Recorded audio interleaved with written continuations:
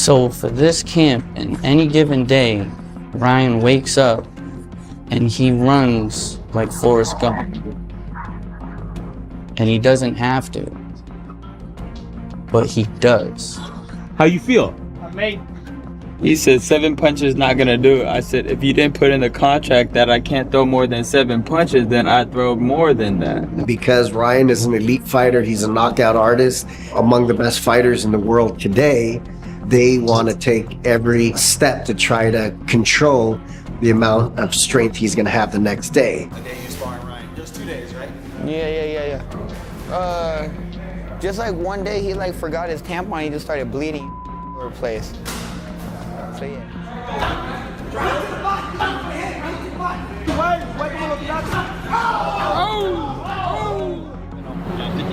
52 years, bro. And it's in the hood, bro. It hasn't closed down yet. You know why? Because this place is good. Way more explained. Ryan's fast as shit.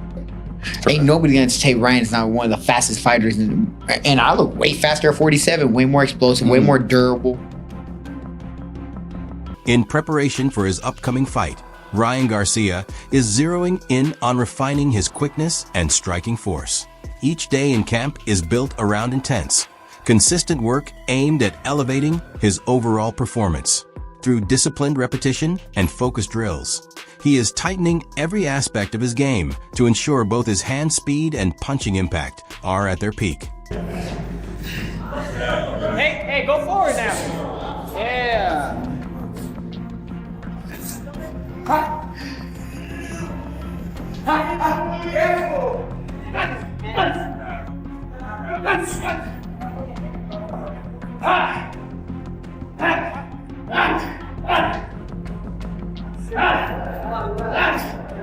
Ahí, ándale, rico, arriba, abajo y arriba. Arriba, abajo, eso. Adelante y atrás. Échale, hijo, 5 minutes here. A ver. And 1 and...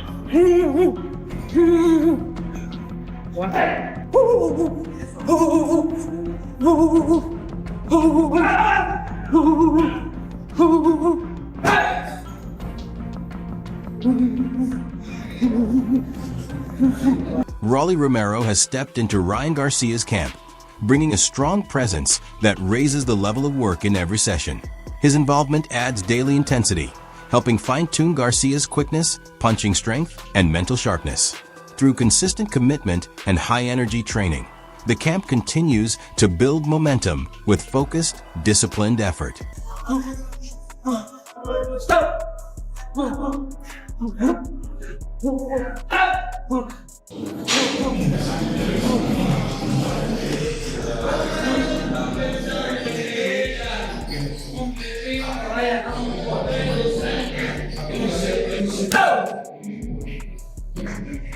Una, dos, tres. Y luego 4 y 5. Las estás haciendo en casa. 1, 2, 3, 4, 5. Y aquí. Sí, güey. Ya. 3, 4, 5. Y ahora. After.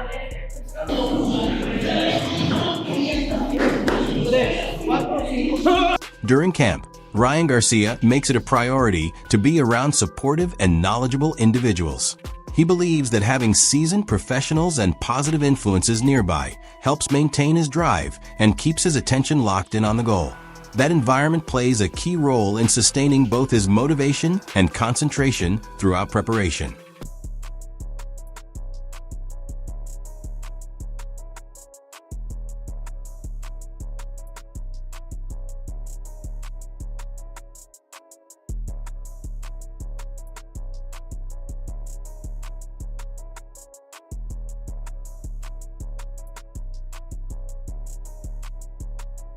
Rolly Romero and Ryan Garcia share past experience in the ring, having previously faced each other in sparring sessions. Now, instead of competing, they work side by side in camp. Their history has built a strong sense of respect between them, and that understanding carries into their daily training. Each session becomes an opportunity to help one another improve, pushing forward together with professionalism and shared commitment. Somebody's tired or feeling down that day, we're picking each other up. 6, 7, 8, 9, 10. We feel so good. We're in this together. We're like the same person, different hair color. it's just good to have like-minded people that are ready to take advantage of the opportunities, and we're not gonna let it slip. We're all building our own legacy, and when we get in the ring, you guys are gonna see something special.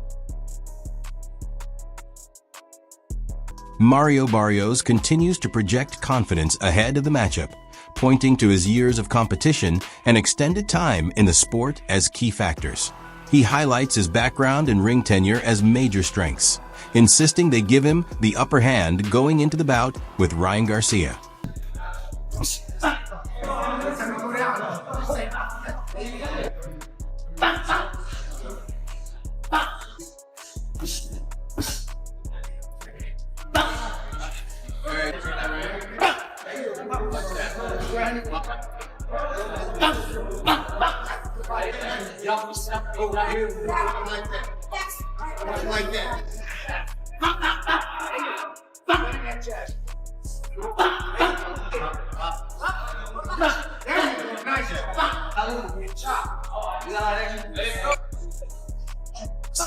When the fight between Ryan Garcia and Mario Barrios was officially announced, Max Kellerman and Robert Garcia offered straightforward reactions.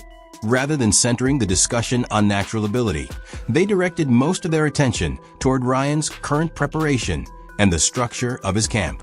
They noted that Garcia is now training under his father's guidance instead of working with well-known names such as Eddie Reynoso, Derek James, or Joe Goosen. Robert Garcia acknowledged that Ryan's father played a major role in building his amateur background, giving him a legitimate foundation in the sport. However, he also raised concerns about the decision to cycle through several respected trainers before ultimately returning to his father. In Robert's view, moving from one prominent coach to another and then going back home may point to deeper issues related to organization and leadership within the camp environment. The advantages I have coming to this fight is just overall just like everything. You know, my experience, you know, who I've been in the ring with, who I faced. I think, you know, the boxing IQ, I think I had that on my side. You know, heart. I think, yeah.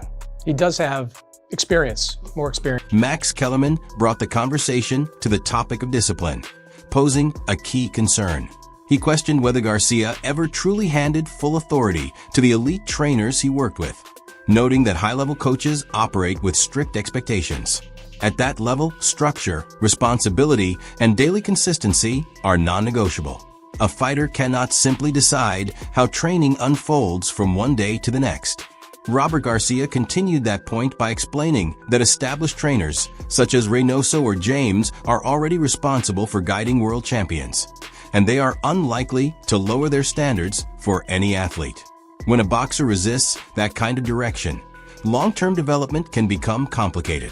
Together, they indicated that this lack of stability in camp might favor Mario Barrios. Barrios has built a reputation for disciplined preparation, physical advantages, and experience under the lights. In their view, the organization and leadership behind the scenes could ultimately play a decisive role in how the fight unfolds. Dad, which I'm not saying the dad is not, you know, the dad brought him through the amateurs, but when he left his dad or went to seek a different trainer, before he came back to that, he went through 3 different trainers. Wow. That means all 3 are not good enough to, you know, they're all 3 are Here's the best in the Here's the world. question. Did Ryan Garcia ever allow those trainers to be the boss? That's why he's back with his dad, because he's the boss. That's why. Yeah. Look, Joe Goosen, I know Joe Goosen. My brother used to train with him. He's not gonna just let you get away with stuff like that. Derek James shouldn't either. Eddie Reynoso doesn't need. He's made so much money with Canelo that if you want to come to me, it's gonna be under my rules. And if that didn't work, then Ryan's back. So that's I give that big a. Boxing commentator Wade Plemons shared a measured take on the approaching showdown between Ryan Garcia and Mario Barrios. He introduced a classic debate within the sport, asking whether a trainer is responsible for creating a successful fighter, or if it is the athlete who ultimately elevates the coach's reputation. Plemons drew attention to Joe Goosen's extensive history in boxing, emphasizing his long-standing reputation and proven ability to develop talent. With Barrios now training under Goosen, the question becomes whether the experienced coach can introduce adjustments or strategic elements that Barrios may not have gained during his time with Bob Santos. He also mentioned the confidence Garcia has displayed heading into the fight, noting that Ryan appears convinced he already has a clear understanding of what Barrios and his team plan to bring into the ring. Barrios to even pull that off. See, that's the thing about boxing, and Big Baby Miller pointed it out, because there's no structure. And hopefully that'll happen with Zuffa Boxing, and I am a part of Zuffa Boxing, full disclosure. The first fight coming up on the 23rd. Oh, congrats, man. But, but you need So some I got kind two guys of. on that card, There so you that's go. good. You need some kind of. Right. So, well, the undercard has not been announced yet, but yeah, we could talk about I can say the names, but yeah, two of them. But we need some kind of structure. In the NFL, the guy has to sit there for the media interview. He shows up on time. He's got to do it. And to give you an NFL analogy, think about the Broncos, right? When they had Russell Wilson over there and he had his own office and everything. And it was nothing, it was dysfunctional. Then they hired Sean Payton. Cut it out. As a coach, that's like going to train with Goosen or going to train with a world-class trainer, right? And you knew as soon as Sean Payton got there, ain't no one's going to have their own office. And you turn around a couple years later. He also referenced Garcia's suggestion that he may have insight into aspects of Barrios' training camp, though how much that knowledge truly matters is still unclear. In the end, Plemons stressed that this matchup goes beyond physical ability alone. The connection between a boxer and his trainer could play a decisive role. The key questions revolve around whether Joe Goosen can implement new tactical adjustments for Barrios, or if Garcia's understanding of Goosen's approach might work to his advantage. His breakdown highlights the importance of preparation, experience, and the trainer-fighter partnership as central factors once Garcia and Barrios step into the ring together. Interesting answer. I always wonder who makes a fighter, right? Especially in boxing, combat sports. Is it a coach that makes the fighter or the fighter that makes the coach? Now, Joe Goosen has a track record of being a high-level boxing coach. We know that. But do coaches change for fighters, or do they implement what they know to fighters and fighters change for coaches? Because this will be the crux of what happens here. Can Joe Goosen, not to call Mario Barrios old, but can he teach an old dog new tricks? Can he give him something that Bob Santos hasn't? Sure. Can he give him more info about what Ryan likes to do? Absolutely. But will it be enough to prepare him for what Ryan knows that Joe knows? And how Joe trains fighters, and how Joe runs a camp, and how rigid he might be. And even that last part, Ryan's talking about information leaking maybe from Joe, or that Joe was leaking information about Barrios, or about, I'm not sure who he was talking about, Ryan, about Barrios, but Ryan again. Ryan Garcia's coach expressed strong confidence in his fighter's current focus, particularly when it comes to discipline and managing his weight. According to him, this training camp stands apart from previous ones, with a noticeable shift in commitment and structure. He emphasized that when Garcia is mentally aligned with his goals, the physical preparation naturally falls into place. The conversation also touched on the possibility of competing at 140 pounds, describing it as both practical and promising. The trainer made it clear that reaching that weight would not be a strain for Garcia, adding that he can hit the mark while still preserving his power and stamina. The chaos in the corner, or not maybe chaos, but kind of misdirection in the corner of the Manny Pacquiao fight, where Bob Santos is saying one thing and other cornermen are saying, that are, a part of Mario's kind of OG team, are saying another. I think it's pretty well known that I would assume well known that Mario Barrios' dad used to train him, and I don't know if he was in the corner or it was somebody else, but there was a miscommunication, it seemed like, from even the people in the corner around the strategy of the Barrios fight for what they wanted to do against Manny Pacquiao. And let's just say I heard from sources there were a lot of frustrations that came out of that fight with how Barrios went into that fight, how he performed in that fight, and how directions were listened to from either one side or the other. It felt like it was a bit of a confusing thing. So when you have that kind of a situation, you feel like you need to make a move. One person's going to get left out in the dust, and it's probably not someone that's either one, you're... The coach acknowledged that during the Devin Haney fight camp, Garcia's focus wavered, and outside distractions impacted his training. This time around, however, he said the approach is much more professional and concentrated. Fans can expect to see a more conditioned athlete with improved endurance, a leaner physique, and sharper, more explosive power when the bell rings. The team also pointed out that moving from 147 to 140 pounds is manageable, noting that the drop can be achieved without extreme rehydration measures. The overall message was unmistakable. A disciplined and fully committed Ryan Garcia has returned, stronger than before and ready to perform at his peak. Our strength and conditioning coach will lock it in. Ryan will lock it in, and we're back to 140. Solid. But that's a strong possibility. I'm not kidding you. I am not kidding you. And we talked about that. It changes things. Yeah, and I mean this. I mean this 100% sincerely, that we could make 140. Because when you guys fought Haney, you guys were not necessarily you guys, but he was drinking, he was doing all these other things that... Exactly, yeah, forget about that and forget about the Rolly, because I'm telling you, that was not Ryan. This is Ryan. This is Ryan. You're going to see Ryan. This is going to be Ryan. And you're going to say, man, he looks good. His weight is good. And his strength is unbelievable. Experts warn viewers not to overinterpret the brief training clips of Ryan Garcia that are circulating online. A short 15-second snippet or even a 1-minute highlight reel doesn't provide an accurate measure of a fighter's readiness for a full 12-round bout. These videos are selectively edited to emphasize quickness, power, and clean combinations, while masking the more demanding aspects of camp, like fatigue, weight management, and overall conditioning challenges. Because of this, the footage usually offers only a partial view of a fighter's true preparation. Not too far off from 140. So there's a strong possibility without rehydration calls, we could probably drop down to 140 with no problem. And make the fight happen at 40 instead. Absolutely. Absolutely. And then you guys can rehydrate whatever you guys want from there.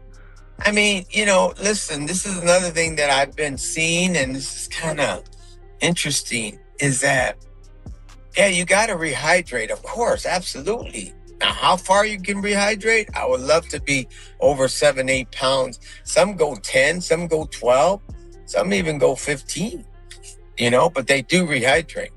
But when you're in shape, in total fitness, I think the most you could hydrate is 7 or 8 pounds. I'm not kidding you. When you're in excellent shape. Analysts pointed out that Ryan Garcia looked strong in similar training clips leading up to his fight with Rolly Romero in New York. But the result in the ring told a very different story. This serves as a reminder that highlight footage alone cannot predict the outcome of a fight. By comparison, very little training material for Mario Barrios has been shared publicly, making side-by-side evaluations even more challenging. Still, the available clips do provide insight into Garcia's mindset. He comes across as focused, in excellent shape, and fully committed to his preparation. Physically and mentally, he appears sharper than ever. At the same time, Barrios remains a seasoned and respected welterweight, known for his toughness and physical advantages. Ultimately, these glimpses from camp are only impressions. They are not guarantees. The true test will unfold on fight night, when each fighter's preparation is put to the test, and both must perform under the pressure of the ring. 10-second, 15-second clips, because Ryan very well could have had similar clips before the Rolly fight, but then he ends up losing to Rolly in New York. So for me, when I see sparring clips or brief edited clips online, I don't necessarily factor that in too much into what is to be the outcome, because the fact of the matter is, for Mario Barrios, I haven't really seen many clips from him at all. So training footage is very selective by nature.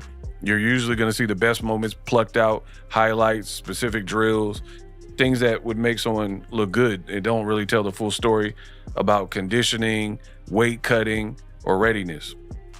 But what it does or can give you is an overall, like a snapshot of where the fighter is mentally, physically. Ryan does look like he's in good. In boxing, true greatness is measured not just by wins, but by the lasting impact a fighter leaves behind. Should Ryan Garcia capture a world title, he would become a prominent figure in the sport, someone able to draw interest from both devoted fans and casual viewers alike. Experts suggest that for boxing to remain prominent in 2026 and beyond, it requires standout personalities, fighters whose names and stories connect with audiences. A victory for Garcia over Mario Barrios could inspire a new generation of fans and shine a spotlight on American boxing, reinvigorating attention and excitement around the sport. Very much looking forward to the fight.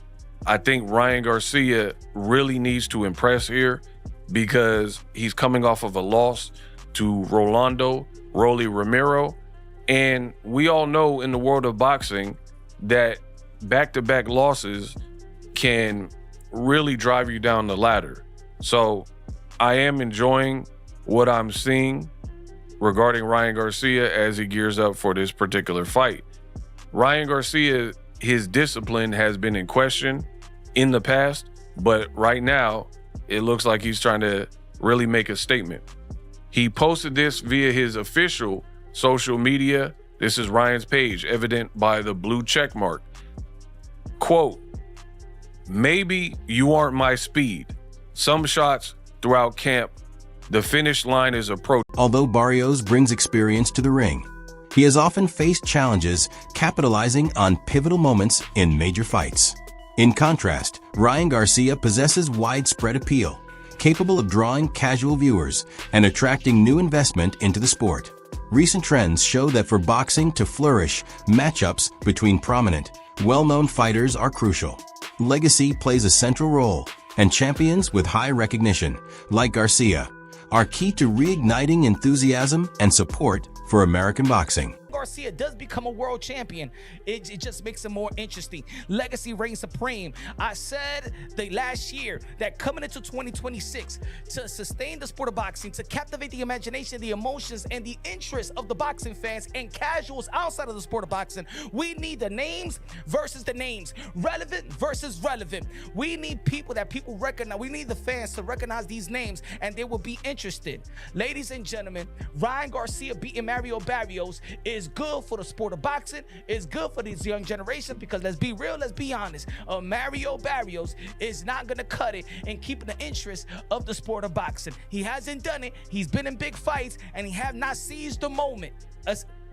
No, you Dennis Ugas, yeah, but it didn't seize the moment. We need interest. Ladies and gentlemen, American boxing is dying. A lot of people is not investing in American boxing. That wraps up today's video. Be sure to stay connected for what's coming next.